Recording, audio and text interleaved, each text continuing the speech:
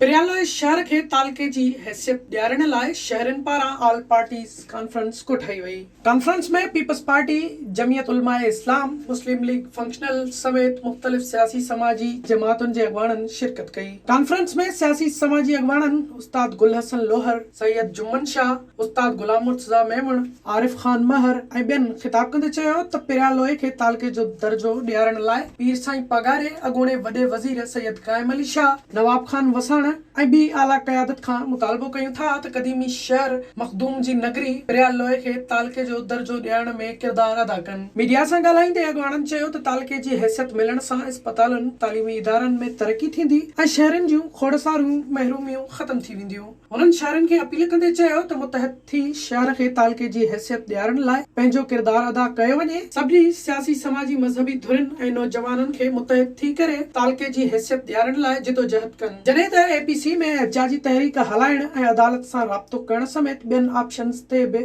गौर कयो वियो। विज़िट कयो अवामी आवाज़ मीडिया ग्रुप जी वेबसाइट awamiawaz.pk